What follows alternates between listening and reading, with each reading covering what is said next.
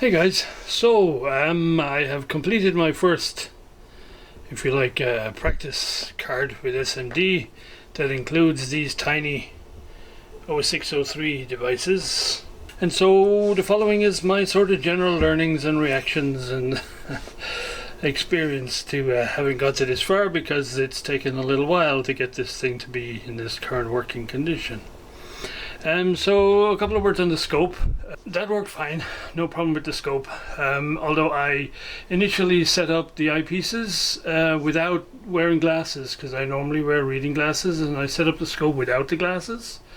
But I found out that since I need the glasses for everything else, continually having to lift them up and put them down and lift them up and put them down was a bit of a waste. So I reset the optics with my glasses on.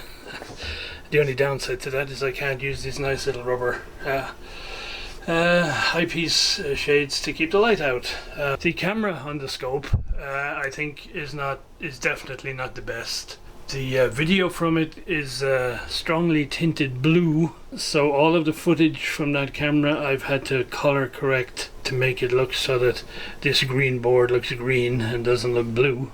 And so I'll put up the before and after, just so you get to see that. Good cameras are generally more expensive than what I paid for mine.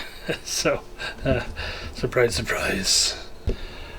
I guess the next learning for me was that when you're working with a scope and a soldering iron underneath the scope, the hand-eye coordination takes a little while to get used to. So what I had to do was basically get the soldering iron tip and get it right close to where I want to do it, and then look in the microscope.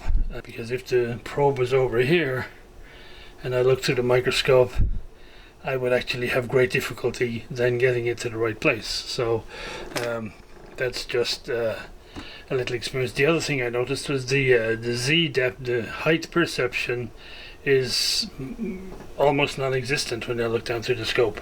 So again, another reason why you need to have everything right close to where you need it before you look into the scope.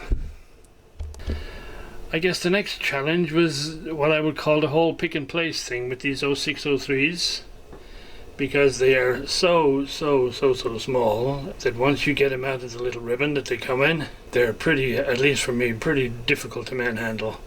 And so I just use the tweezers to get them into place and so on. But yeah, that proved to be something that takes a little getting used to. And they are so small, I'm not sure if these little vacuum things actually help with these guys. But yeah, so that was another learning along the way. Next up learning is when working on small boards like this, you really need some sort of a vise to hold the board. I'm sure with a bigger board it wouldn't be a problem, but even tiny little movements of the board underneath the microscope really mess you up.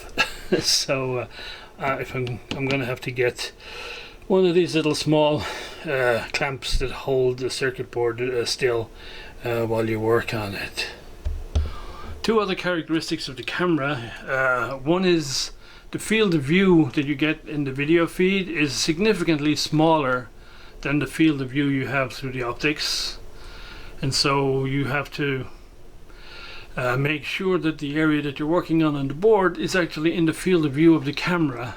Otherwise, I mean, it's perfectly fine getting the work done through the viewer, through the optics, but your video is useless if it's not in the field of view.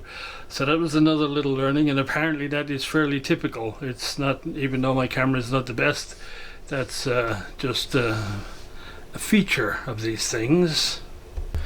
The other thing I discovered is, even though the software in my that came with this camera has all the features for adjusting exposure and brightness and color and everything else, when I plug this camera in, they are all grayed out. I can do nothing to adjust, if you like, the output of this camera when it's connected on USB. It may well be that I could do it if it's hooked up via the HDMI output to a HDMI screen, but I ain't about to get into doing that. So next learning is all about the soldering iron and equipment, and I have the Metcal system, which I really like. And what I discovered is this little hook point is the ideal one for doing all the small components like resistors and capacitors and stuff. But for doing ICs and things, this little one that I believe is called a hoofed tip, because it has a little hollow underneath which will hold a pool of solder, is definitely the best one for doing these multi-pin devices. I did try out initially, which you'll see in the video, using this really very pointy one.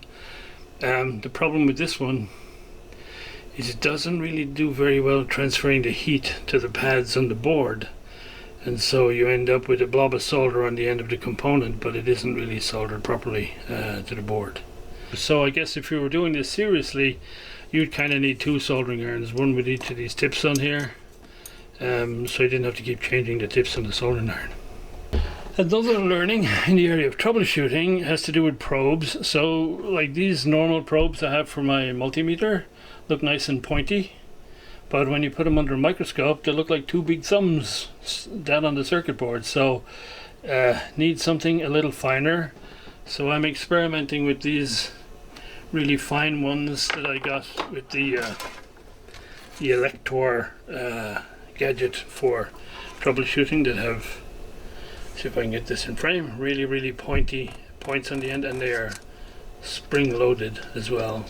So I'll mess a little more with that.